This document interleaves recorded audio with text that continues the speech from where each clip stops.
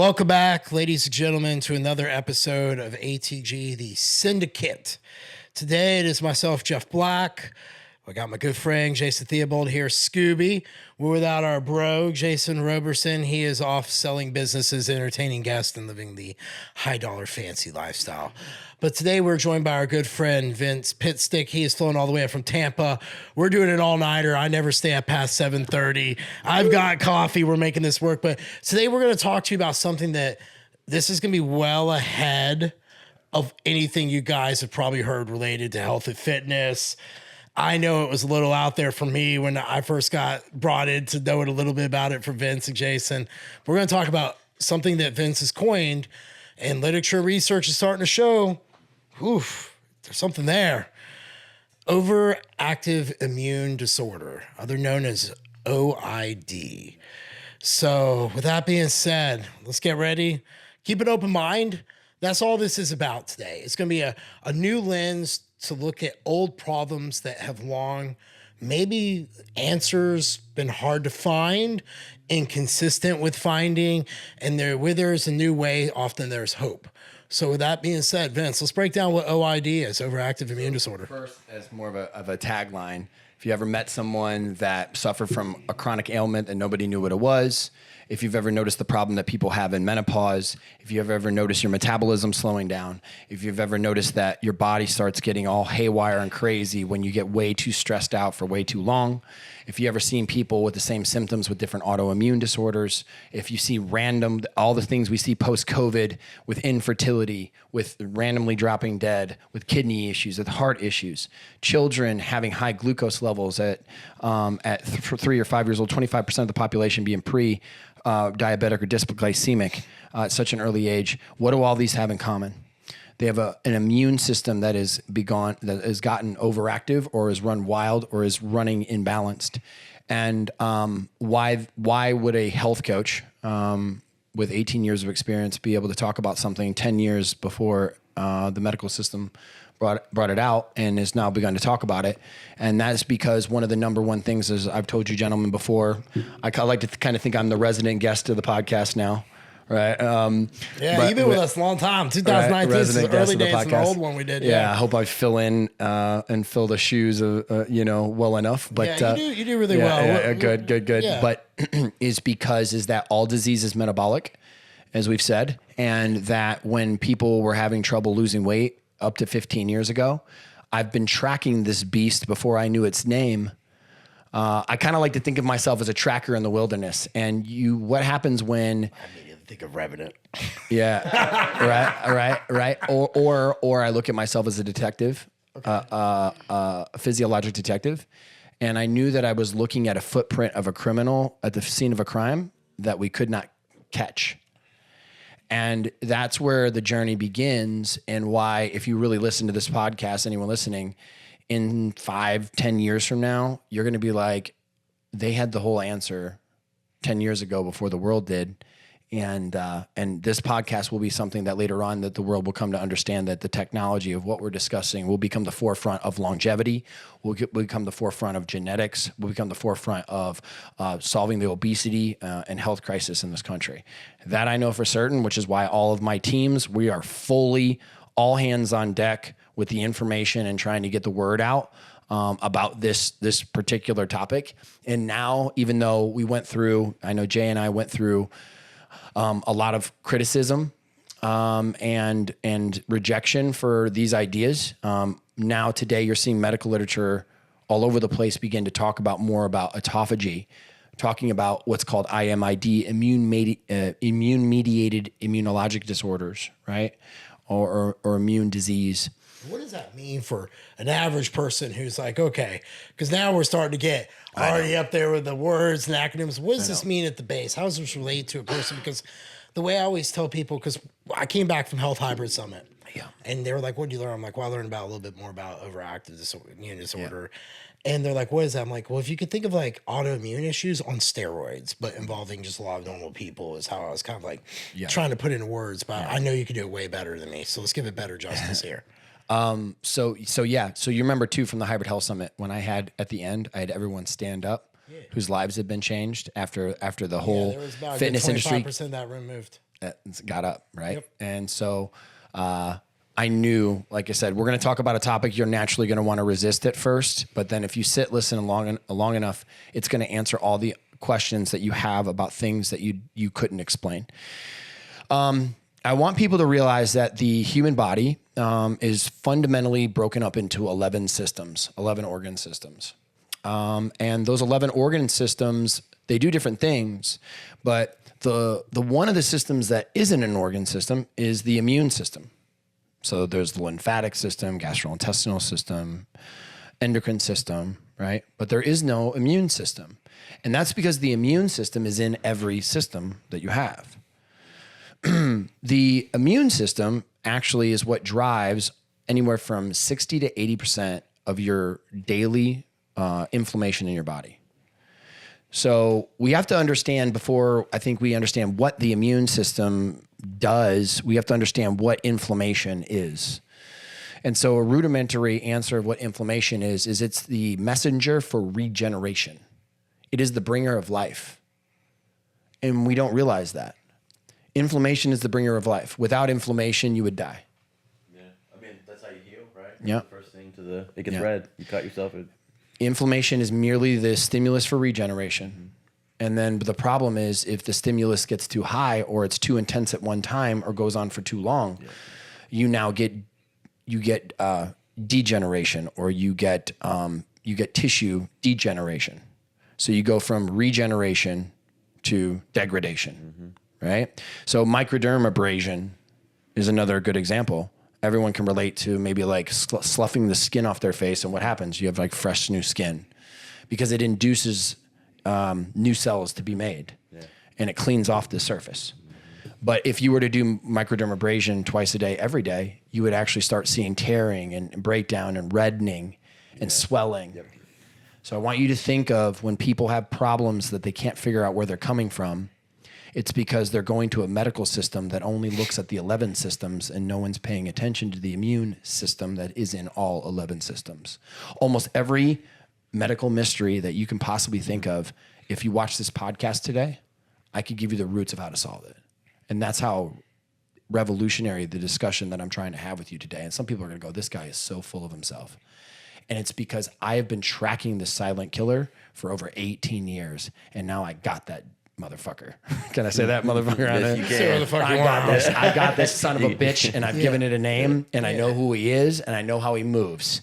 And now I'm tracking him, and we're solving condition after condition because of it. So we'll start there. Okay. It's powerful. Jay, where do you want to go to kick?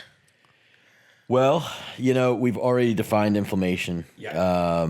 And I think I would like to understand, because I have started to read a lot about this, but it's tough to decipher in terms of how much, as a coach or someone who's handling these, has to understand how macrophages work and TNF alpha works and all these different little things, the innate cells and all things. So the innate immune system as versus the adaptive. How much understanding do you have to truly break in and understand OID? I think that for a rudimentary beginning of how the immune system is intimately tied into mitochondria and how that plays into performance. I think if you start there, the powerhouse of the cell. So the mitochondria is the nuclear reactor that makes energy, but it only makes energy if it's stressed. So it has to be triggered. And all things have to have a trigger, right? So one of the things that I think is important for people to recognize and understand is that the immune system is intimately involved in the process of mTOR. So like, for example, if I go to the gym and I lift, you create inflammation, but it actually recruits macrophages, right? So, interestingly enough, like when I go in and I really train really, really hard, one of the reasons the arguments are that you don't want to get too sore for too long is because the immune system's eating more of the muscle tissue on accident. It's overreacting. So the immune system is imperative to your DOMs and your recovery. And if you end up having a positive stimulus from that, meaning that you have protein synthesis or you have tissue breakdown. So, when you understand that the adaptive immune system and macrocytes have everything to do with, so you got your macrophages, have everything to do with any inflammation that gets driven, your immune system is drawn to it. Mm-hmm. When it moves to it and it engages it, it creates more inflammation. But that triggering response also leads to antioxidant production and cooling of the area. Mm-hmm. Right? Does that kind of make sense a little bit? So now you understand that there's a dance. There's a balance based on energy production, which leads to like ROS release and some inflammation, leads to immune activation in that site to heal the area, to then create new tissue. So there's this very unique dance happening between oxidative stress and inflammation and how you perform. And so a simple way of looking at this is that if I were to train really hard and I release oxidative stress, that's going to lead to something called SOD, superoxidase dismutase. Mm-hmm. This is an antioxidant feature, but it also kind of cools the area that I just heated up. Think of radical oxygen species as heat. Okay. I think this really helps. So I heat up to then let it cool down. And from the hormetic response, meaning the stress stimulus to the central nervous system, I then create a pro-adaptive response, which then will lead to what? Protein synthesis and recovery. Yeah, and then new tissue. However, yes, and new tissue. However, if I violate that balance and I create too much ROS, the same stress stimulus will then lead to degradation of the site. Degeneration. Right? So one of the things that, another way of thinking about that is if you've ever seen like a bed sore. I know this is rough. It's like, well, how do you go to bed sore? I was like, yeah, why would we go there? I know. Or areas of a human's body that aren't healing. Yeah. It's because the immune system is over recruiting itself in that specific area. And it keeps making immune cells that keep eating the collagen when it's trying to make it. So your body's making collagen and your body's eating it faster than you can make it. Mm. So it starts making it bigger and bigger whole. Does that make sense? Yes. So you can do that to your muscles. Mm-hmm. Well, you can do that to a lot of cells in your body. In fact, if your body gets too hot, this is why I'm going to groundbreaking concept here. That's why heat stress, like actual heat, hot yoga, sauna, okay, is only good if your body can balance oxidative stress. Training applies heat. Well, guess what? If I'm already super emotionally stressed, I'm making a lot of heat in my body. Mm-hmm. So now I go work out and make more heat, and then I go to hot yoga to calm myself down, and I create more heat. Yeah. It's no wonder you're a swollen, puffy mess the next day. Yeah. And then wondering why you look fatter from the experience. However, at first, it will always work well. Mm-hmm. Right? So, oh, I did this for 6 weeks and it did great. Why would it not work for 6 years? Mm-hmm. Right? So what I'm trying to give people a sense of is in something very simple like overtraining and then you're super swollen is a perfect example of balance between oxidative stress and antioxidant balance. And if anything disturbs that balance, your performance goes away, brain fog goes up, digestive issues ensue, right? Swelling, and poor return from your physical stimulus in the gym. That's the same thing that goes awry in what? Autoimmune disorders, Hashimoto's, people that seem to be like having a hard time losing weight, menopause, same symptoms, right? And then we start blaming other things. Like we start going, well, the thyroid's a little low. It must be called hypothyroidism. Or there's a cyst on her ovary. It must be PCOS. Or, she's maybe just, not training hard enough. So we train them harder and they get more swollen. So we say it's not enough caloric restriction. It's not enough eat less, move more.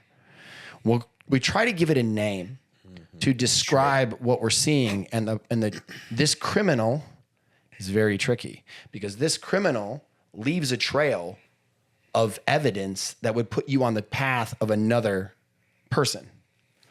That's hypothyroidism. That's menopause. Like you said, PCOS. Yeah, right? Yeah. It'll do that. And then you'll get confused because the only thing that you've done is name the comorbidity, but not the root morbidity. So very similar, gentlemen. If we were still in a time where we are at with immunological research related to the human health, is we are at the same place when 60 years ago, we didn't know that there was something called metabolic syndrome. Mm-hmm. Right, and so we thought that high blood pressure was the root cause of high blood pressure. We thought that hyperglycemia was the root cause of hyperglycemia. We thought that morbid, like obesity and all of those things. Well, do you know 1 in 2 people have high blood pressure now? Yeah. 1 in 2 people. And do you know that everyone gets diagnosed for that because there's a pill for it? Mm-hmm. People get diagnosed for pre-diabetes. There's a pill for it. People get diagnosed for high cholesterol because there's a pill for it. People get diagnosed with obesity because there's drugs for it. But no one gets diagnosed. 85% of those people have metabolic syndrome and only 35% of them are diagnosed. Mm-hmm. Well, why the hell is that? Because there's no pill for metabolic syndrome. Yeah, it's working all of the systems too. Right. So what is metabolic syndrome? Metabolic syndrome is essentially a level of inflammation that is built in the vascular system that has gotten so high, it now triggers secondary morbidities upon which we give diagnoses. So you're springing leaks. Way of saying it. Yeah, you're springing leaks, right? But that's not the root. Do you think that hyperinflammation then first causes insulin resistance and then the rest trickle on down? That's what I would think. That's ROS and inflammation buildup. Yeah. ROS is a silent killer we're not talking enough about, and it will become the main thing. That's what we're really talking about with like NAD, methylene blue. A lot of these things, we're really discussing the oxidative like redox process, like oxidative stress. And in a weird relationship with it. We need it to survive because it leads to antioxidant production and cellular function.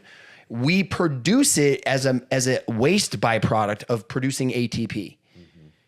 And it does really cool health benefits. Like if you had no radical oxygen species, your bodies would deteriorate because it leads to regeneration. So we need it. And actually, we need to induce it. That's why like a little bit of poison is a good thing. Every food in the natural known world has a carcinogen in it. And it leads to an oxidative stress that leads to regeneration. It leads to pro-hormone response and oxidative and antioxidant release. Your body from oxidative stress releases like antioxidants and produces more glutathione. It's always like your body testing itself against steel. It's the perfect balancer to a crazy world. It knows this. And so I want to make sure that people have context to what we're saying. So let me give you a very simple example. Everyone knows, and that's why if you've ever get in front of a CICO warrior that's all about caloric intake, and it is about that. I don't want to say it's not an important part. The law of thermodynamics must always be true. Let's be clear. I don't want to say that it's not. But do not tell me that after they say that, go, well, then what about menopause, Mr. Smarty Pants? Please explain to me why someone can lose weight at 1,200 calories, go through menopause, and now can't lose weight, almost starving herself. And yes, it's true that there must be a certain calorie level that we can get that person to, that if we starve them long enough, but that's not helpful, right? You're just trying to win an argument. You're not trying to help people. That's the problem with research warriors, in my opinion. They're just trying to win arguments. They're not trying to be useful. If you're trying to be useful, you'd come up with answers that explain what we see in reality to what we're seeing in the research. But you don't want to have that conversation. So menopause is an immunological upregulated state. Menopause is like pre-autoimmune disease. Because you got all the symptoms. They're constantly swollen. They're constantly brain fogged, on and off gut issues, endocrine functions acting funny, right? On and off hair shedding, never get the cold or flu, right? So you'll notice there's some truths to this. So what I started noticing is that my weight loss resistant clients, Their biofeedback looked just like my autoimmune clients, looked just like my chronic EBV cases, looked like my chronic Lyme cases, anyone that had chronic C anything behind it. When I did their histories, and we're talking, again, I've seen 55,000 cases because I've reviewed so many. And that's not even when I worked with the doctors. You want to took all the time I worked with the doctors, I've seen over 90 to 100,000 cases. So I don't think that there's anybody that has better clinical review volume than me. And so I've been able to put these histories together. And then I started noticing similar patterns in their blood sugars. And I started noticing similar patterns in their inability to lose weight.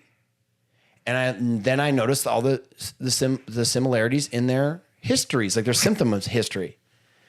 And I'm like, no, because again, I'm not a genius of research. I am great at pattern recognition. So I see patterns and then I reverse engineer it, right? I'm not discovering it new by like doing research. I'm putting big data sets together, seeing patterns, and then isolating a sample size and reverse engineering. That's what I do. And that's why we figure things out that no one else does, and then we try to teach to everybody. But what I noticed is that people that were having like menopausal women, their sugars will react like a pre-diabetic, but it's the same as the sugars of someone who's now got the cold or flu, which was weird. So if you ever look at someone's sugars when they have the cold or flu, they're doing crazy stuff. Down all around. Right? Yeah. And it's like, that's really weird. Why? Why would that be happening when they're rested? Right? Why would that be happening? It also happens, just so you guys know, at ovulation. It also happens at menstruation. And it's because the immune system, by the way, is integral to fertility. It's what helps the follicular stimulating hormone and the follicle and the egg to drop. When you learn about how much the immune system actually is what's in control of fertility, you're going to really put something together when you go from 2020 and then you look at the rates of infertility. You're going to understand it. Well, the immune system is the most taxing pro-inflammatory thing in your body. It requires so much energy to run an immune system at a high level. Huge energy demand. So and it likes sugar because it has to run on quick energy. It can't wait for you to sit around and burn a 9-molecule fat cell. It needs instant. So it needs glucose. So there's a whole field of biology. So any of you that don't believe me, immunometabolism. It is a field of biology that will teach you about quiescent inactive immune cells versus active cells and what they run on. And so, interestingly enough, when a cell gets damaged, a mitochondria, it's less and less able to burn fat and it can only run on sugar. If you get too many cells that are running on sugar together, it leads to ROS being unresolved. ROS being unresolved draws in lymphocytes. Lymphocytes are your adaptive immune system. It's the learned immune system because it's like, hey, what's going on over here? Vital coaching. Are you guys looking for something that's way out there and totally awesome and cutting edge? Then I encourage you to go check out my friend Vince Pitstick's brand. He's also co-formulator, co-owner of New Ethics Formulations. He has Practitioner Depot, so many great things. Vince_Pitstick on Instagram. Give him a follow. He is doing some amazing disrupting things out there in the health and fitness space. Scooby-Doo. What about Scooby-U and Scooby Health? My good friend Jason Theobald, his brands out there. If you're a coach and you're looking to take your learning to the next level, be sure to check out Scooby-U. I put my coaches through that university at my gym, Iron House, and they are all better for it and impacting lives in my local community here in Nashville. And if you guys are looking for some good coaching out there as well, cutting edge, dynamic, with a little bit of a fun twist with Jason's personality, check out Scooby Health. They've got all your needs. Be sure to tell them I said hi too.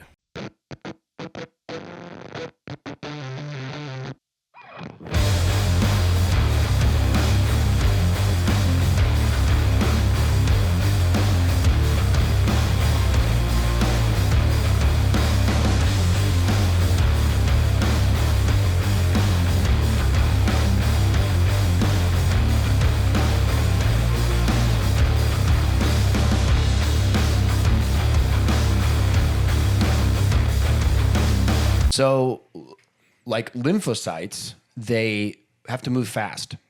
And so active T and B cell lymphocytes run on sugar. So there's you can look at this two ways, where if you have enough inflammation built up in your body for more than 6 months, the immune system's involved. Mm-hmm. But sometimes you can just work on the sources of it and it'll go away.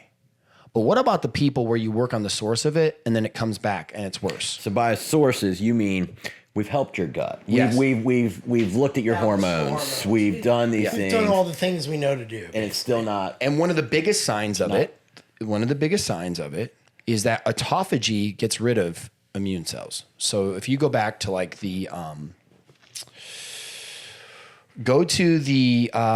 chronic starvation studies, for example, I know what you're talking about, but I don't remember the name. The something 2 studies, where they put people in the biosphere 2, biosphere 2 studies. So interesting thing happened in the biosphere 2 studies is that they did eat a lot of muscle. Remember these people, they were going to be in there for a year. If you guys remember Biosphere 2 studies at all? I do. Yeah, I remember those. So what happened was they were going to simulate life on Mars, right? Or the moon. Yeah. And Grow their own plants. they were going to grow their own plants and all their food, but there was a massive issue and they lost a good, I think, half of their food reserves in the first 2 months or month of being in that dome. And no one wanted to leave. They had to see this thing through because the doors didn't open for a year. They were going to see it through. So they had to be on an extremely calorically restricted diet of somewhere around 1,000 to 1,200 calories for a year. Damn. And they came out of there and surprisingly, a lot of their health markers did look good. Everything was really low though. They did get they were very emaciated. So don't get me wrong. There were some negatives to this, but all of their white blood cell counts were obviously much, much lower, but none of them, actually, most people, even though they kind of generally were tired, they actually felt kind of good. Now, there's pros and cons to that because once you enter yourself back into a world of all these carbs and processed foods, I think there was problems if they tracked them after. I think that you're going to find issues. But one of the things that happens that's supposed to be really beneficial about going in a caloric deficit is that your immune system calms down because the secondary part of your immune system, there's 2 parts. There's the activating part of your immune system, and then there's the healing, cooling. So think of initiation versus resolution.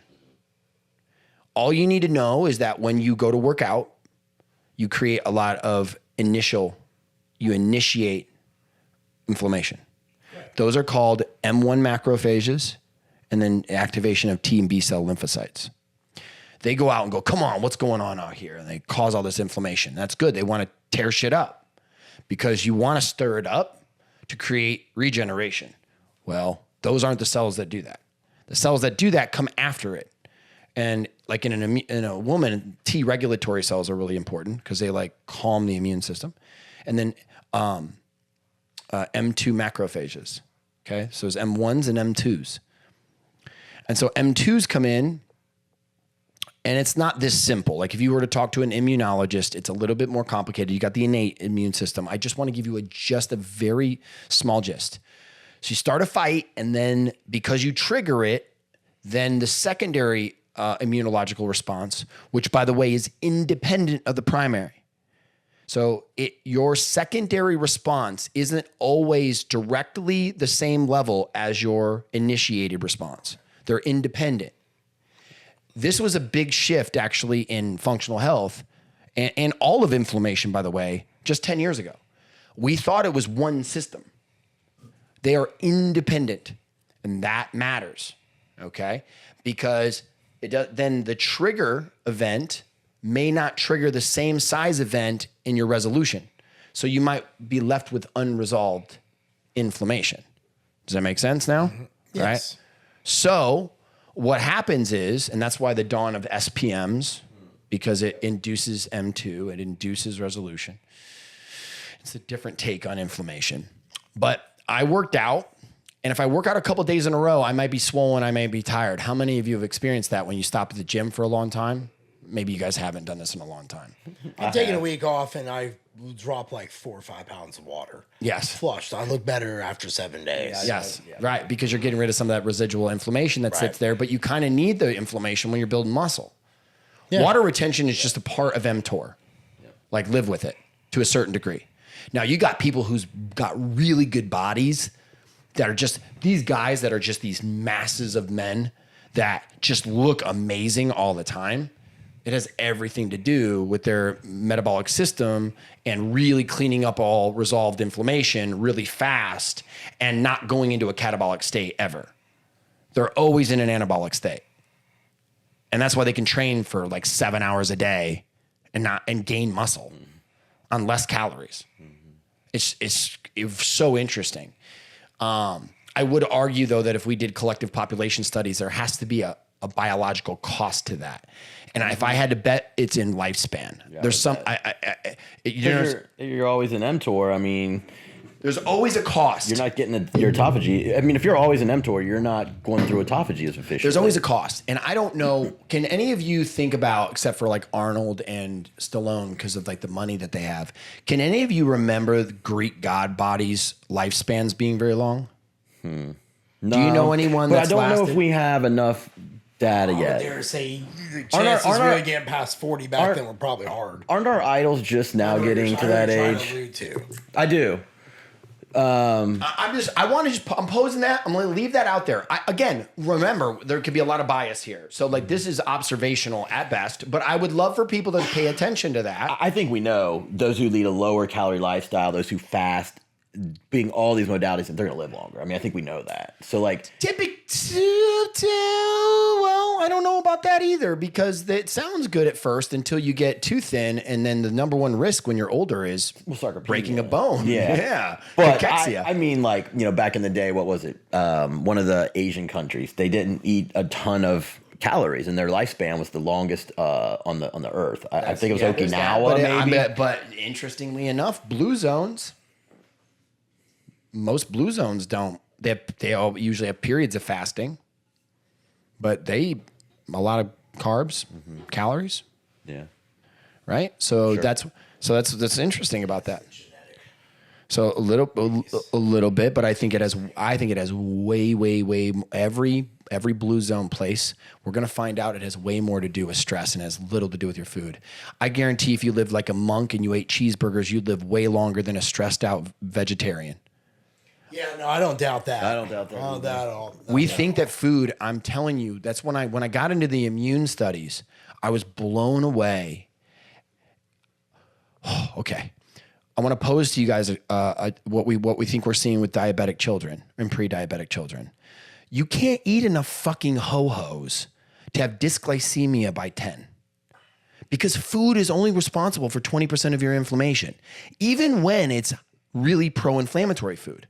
That's why when you're young, you could eat all shit in the world. You aren't stressed. Because you're not stressed and your immune system's amazing. Your secondary immune system quells all inflammation right away. Right away. So what's happening in children is they're getting too many allergies. They're getting too many V shots. They're getting too many antibiotics, medications, processed ingredients in their food, and their immune systems are getting cranked early. Because the immune system causes most inflammation. So if you eat that cheeseburger and you have an upregulated immune system, now that cheeseburger's times 20x. That makes sense. That's how you dysregulate somebody's metabolic system faster than just the ho-ho. Even if you sat there, you know how much crap I ate as a kid? Yeah. Now, I was active too, but at the same time, I ate. Yeah. I mean, I lived on bagels and baguettes and like forever. Me too. I mean, I to this day, I don't love meat. Like, I'd much rather just eat some carbs. Right. You know? It to be said though that like food's just way more processed than it was before, and Man, does that not? I know you're saying 20% of the inflammation. I can't imagine. No, but what I'm getting at is I think as the world gets more populated, so companies' desires to cheapen everything down to make it cheaper, to make it go further, to make increased profits. So my question becomes: sure, there were Pop-Tarts back then. But is the food more poisonous to a degree, which is causing some of this on top of that 20% thing you're saying from food? All the data suggests our food on average is getting healthier. That's the they're with all they're the taking chemicals? out a lot of the. Do you remember? No. You don't remember. I mean, you forget the low fat phase. No, I remember the low fat phase. Do you know all shit that was crap terrible. they had in there and the Olestra and all the other junk? People like are having like the liquid. Like I'm pretty sure we've shown though that like the nutrient value of our veggies and things are a third of what they were in the 60s, right? I don't think it's that. I think it's more marginal than you think. Yeah. And are you talking about like an organically grown versus versus a conventionally grown broccoli? I'm talking more the soil has been depleted, and so we don't have as many. Topsoil, there's all that. Natural bacteria, there's all that. All that's true. But I would say that manufacturers in a lot of different foods are actually getting better about the ingredients that they're using. Yeah. I don't doubt the stress. I don't doubt the stress thing. And I'm I'm not saying that food is still not complete shit. I've long said the reason you can eat and get away with that as a child is you just have less to worry about. I mean, I've said that. So I'm with you. But we're seeing skyrocketing rates now of children with hyperglycemia and prediabetes. Oh yeah, dude. You go to any pool, you but it's see been kids multiple under 10 who are generations just eating fat. shit. Yeah, multiple generations. So why is it just the last one or two? Is what I argue for you. Okay, so we'll go down So the what's list. stressing them then? The internet, the social media? No, you could dare say you could be there say he's going to go. I'm going to pitch. And the more increase of vaccines, Immunological. the food, the way that it's happening with the antibiotics, the hormones, things like that. Yeah. The environmental toxins, airplanes, what goes Immunological. up must come down. I'm just spitting out. See These where are I'm the going with reasons. this? So all of this triggers no, the all immune the system. yeah. This is what I'm getting at. Yeah. I think it has way less to do with food quality, although that's bad. So we're on the same page. Yeah, no, I mean, I But don't think it what we're doing, helps. I think what we're doing is circling the drain on what food is going to help when it's only 20% of our I agree with systemic that. I think the inflammation. food That's thing why, long went out. Carnivore, vegan, and Works we're for a just little bit, missing not it. forever. We're missing it. We're missing it. You can sit there and talk about that shit all day, but if you don't deal with the bullshit going on inside, your stress levels, how you live your life, what you're exposing yourself to on a day-to-day basis, not just chemically, but emotionally, right? Even spiritually, I would argue. Because you know how much data actually exists on people that have faith and what that does to you, and whether it's placebo or not, I don't give a shit. What that does to your nervous system and how much benefits and how much, there's some great studies on people with faith. As someone who has lived with someone with faith, I know for a fact she was less stressed than me. Yeah. That's all I'm saying. Yeah. Whether it's real or perceived, I've it's lived still with real. someone of faith. Yeah. I've seen it because they understand that it's all going to be okay because God's will. Yeah, right. I That get little it. nice But little if you weren't relax on the back grown- end. If you weren't raised that way, it's a very tough way to just go, oh yeah, I know. c'est la vie. Big man's got me. It's tough. I know. Wouldn't it be nice to have that as a backstop? But I hear you. All I'm saying is the nervous system response, Yeah. right? There's been so many studies that show that depending on if you think something's good or bad, it creates either a good or bad response in you. So are we seeing more type 1 than 2? Because that's autoimmune. Or are we seeing more just Well, type... think about one of the fastest growing conditions today, PCOS, huge immunological component, type 1 diabetes, and Hashimoto's. Yeah. Right. Yeah. But this is getting really far out. I don't want to get too far onto this, but all I'm telling you is that when your system can't metabolize something and it gets stuck somewhere, ROS and inflammation build. Now, for example, a lot of people think that EBV caused Hashimoto's, Epstein-Barr virus. Everybody knows, there's a big connection between Epstein-Barr and Hashimoto's. Well, look at what do you think long hauler COVID is? Mm-hmm. It's not COVID. COVID's gone. It's inflammation. So what is it? It's inflammation? Yeah. Inflammation is just hanging around for a year? Well, I mean, the immune system's causing it, but that's inflammation. Okay, there you go. Okay, but they can't find the markers in the blood. Well, you're not going to find much immune system markers in the blood. There are some, but yeah, so what I'm getting at is that I don't even think it's that much inflammation. I think it's ROS. It's radical oxygen species. When people can't find pro-inflammatory triggers, it's because it's happening on the ROS system, and nothing drives more ROS than lymphocytes. And lymphocytes are not in your blood. 80% of them are in your body. They're in your tissues. So you can't look at blood work. That's why I've been tracking an enemy that was almost untrackable until you can see GI maps, Dutch tests. You look at genetic profiles. There are things you can start to track and take a look at. There's more urine tests coming out every single day, though, where you might be able to track ILs, cytokines. You might be able to track, and we're looking at that stuff every single day. Interleukins. Yeah.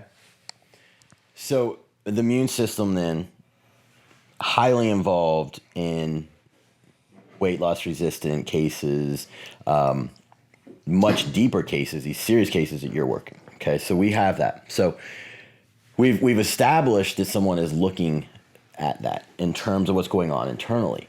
How do we start to move towards to work the case, or how do we start to clear out the senescent cells that are damaged from the immune system? Is it? I was going to actually ask a turbocharge on that. Can you see it in blood work? Like, as you're starting to fish this out, is that what you're saying? So there are factors of how start you fishing. look at it. No, I was going a different direction, that but direction then. I am fine going down the blood work range. Okay. I mean, Can I give people a simple, if you get really stressed out and you go through like a breakup or something, or somebody might be listening to this and they got really emotionally stressed out and maybe they drank some and then they tried to like drop weight and they started going to the gym, but they stayed swollen and puffy the whole time. It's because their immune system's way overactive. They're so stressed out. And that's why most people, I don't believe food sensitivities anymore. Yeah. I used to think a lot about them. I just realized all that is you pissed off your immune system, and now it's sensitive to a lot of things. Yeah. And that's why it comes and goes, and it's not this set thing. And I really learned, I had an epiphany on this, right? I realized it's your immune system, and 80% of your immune system is where? Your gut. Yeah. So a lot of people think they have on and off gut issues they can't get rid of. No, you're having immunological upregulation because you're stressed out. So if you see a high Sig-A on a GI map, you might have some food sensitivities. Yeah, exactly. So what people need to, all I'm telling people is that if you have chronic issues that just seem to won't go away, and you've done a lot of the things that it might be the site of the pain, like people that have distension, they do something, it goes away, and then it comes right back. Right. If it keeps coming back, it's because the immune system is now the independent morbidity. The immune system is what keeps causing the issue at the site of the problem, so if you have, not the organ system. So if you have SIBO and you've kind of got it resolved, 4 weeks later, starting to come back. Yeah, it's not the GI tract anymore. It's the immune system causing havoc in the GI tract. So if you don't, area that it's an inhospitable area now, and you're not going to be able to overcome that with antimicrobials until you get to the very root cause of quieting the immune system. Right, very similar, like rheumatoid arthritis, right? Like you can like stabilize the joint all you want, take as much time off of it as you want, but it's just still going to be having problems because you didn't deal with the immune system's activity there. You were only dealing with it structurally. Yeah. Do you see what I'm saying? I do. So it becomes an independent factor in and of itself. And what I want people to realize is that this is what's ripping through women because your immune cells, T and B cell lymphocytes, have lots of estrogen receptor sites. So I'm about to break something. People, when they hear this, they can't unhear it.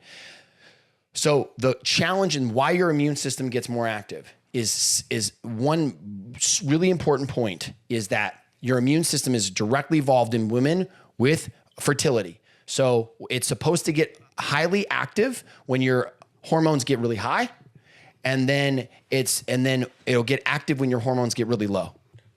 So this is why every single drug that lowers hormones has been involved in autoimmune cases. So this is why too much anti-estrogen causes damage in women. This is why the Depo shot has been in lawsuits. Accutane involved in lawsuits. All of these things significantly drive estrogen low. And what you'll notice, what is the number one athlete most likely to get an autoimmune disorder in bodybuilding? The women classes, but And which type of women? probably the ones that have to get the leanest. Yep. And then the ones that also are in what division? I would say bodybuilding or bikini, which is I'd say weird. But then typically what federation? NPC, IFBB. Really? No, we'll be more natural actually now. Natural. OCB. Natural, the hormones while they're dieting. natural females that are in the early divisions that aren't pro yet, that are going to get real tiny because they haven't built muscle yet, and they're basing it on how tiny they can get, and their estrogen's getting to zero, and they have to sit around too hard for too long, and you'll see it in figure 2.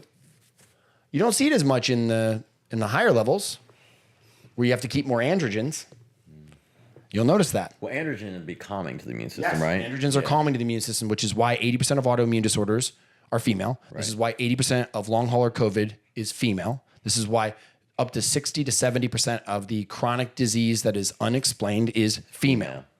Men die earlier because we have less superior immune systems in the battle of the sexes. This is why no matter what country, language, color, there's a name for the man flu. Because when men get a cold, we're bitches. Because it hits us hard, because our immune system is kept at bay by androgens. But the same thing happens if a woman who is on birth control, whose estrogen gets too low, the birth control suppresses T regulatory cells. So this is why you saw all the shots or the COVID with the birth control causing strokes, long hauler COVID, unexplained. Do you understand now? Because you've taken away T regulatory cells and you're triggering the immune system. And the T-reg calms it. Yeah. It's not there to calm it. You're about to start a bar fight. And you ain't got your friends that are the ones that calm things down. You only got your friends that get it popping. So massive cytokine storms pop off, and then you don't have enough M2 macrophages to calm it down. Something early about T-reg cells being really important in women. They're just as important in men, no? More important in women. It's just not as important because we don't get as overactive. Right, because we have the androgens to back us up. Women need them, especially at ovulation, because at ovulation, if you don't calm the lymphocytes down, you lead to issues. T regulatory cells are there to balance that. When estrogen's supposed to spike, as you start to go into luteal phase, as hormones go up, right? Got it. Yeah, that's why. And so, of the sexes, you were basically saying, if someone was going to be low in them, it's definitely not the women. You don't want that. Right. And birth control can pull those down. Yeah. So birth control actually can protect some women. That's why it's like more guys. Endometriosis, right? Yeah. And that's what becoming. Remember Rick Ramirez, long ago, my client, the nurse, he printed a piece of paper off for me. It was like 21 pages of all the different birth controls. Oh, it's crazy. Yeah. I teach a whole segment of my university just to break down the 3 classes and all the history. But here is the catch-22. So endometriosis has a lot to do with, again, the immune system getting overactive in the endometrium, okay? Because what happens in the endometrium more than anywhere else? Every month you build tissue, and then you turn it over and you keep regenerating new tissue, and then you flake it off and it has to break down, and then you got to make new. Well, if your immune system's too overactive there, then you get too much tissue breakdown, and then it's breaking apart, and stem cells go other places. So you have a person with endometriosis, you're trying to calm down the immune system. So all of these things are immune mediated. That's why I'm telling you can call it endometriosis, but it's really OID. Because the root to endometriosis is that a layer of cellular inflammation has gotten so high that's activating the immune system, which is causing the deterioration that you give a name. So a lot of times with endometriosis, you have improper estrogen detoxification leading to high ROS levels. It draws in the immune system. It creates tissue tear down, which causes all the issues. And the problem is that the answer to it then is we can't solve it, so let's just bring our estrogen to 0. Bingo, guess what you've just done now? Systemically raise the immunological response systemically. So now you're swollen, now you're hypothyroid, now you got all these other issues because the endocrine system and the immune system are intimately tied. So when your immune system's really active, it stresses the endocrine system out a lot. That's why your adrenals will tank. That's why you're not metabolizing it into metabolized cortisol. That's why your thyroid gets low. You're looking at a fossil you're looking at a crime scene when you see hypothyroidism and some of these other issues, and you don't realize it. Yeah, these are the clues left behind. These are the clues. Yeah. Right. So what happens when we have a condition? Take perfect example, eczema or say psoriasis. Psoriasis is an autoimmune disorder. Okay, classified. However, it has no biomarker. You can't see it in the blood.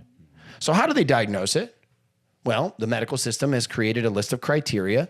So they physically examine the area, and then based on the criteria, they can accurately diagnose to a high degree of certainty that this is blank. Well, we do that in the body for psychological disorders all the time, right? I don't know if that's an accurate way to do it, but we do. So it's not that far fetched to say, hey, we have a list, and we do at Nutrition Dynamic, or now Vital Coaching. You got me doing it again. I didn't say It's shit. your fault. You said Nutrition Dynamic a million times. Oh, come on. Fuck. Yeah, it's such a look at this guy, a scoundrel. We've got a set of 14 criteria that is prevalent in almost all of these different cases. And if you meet at least 7 to 8 of those, we have like over a 95% success rate by not even approaching the problem that you have, but by calming the immune system down, everything else gets better.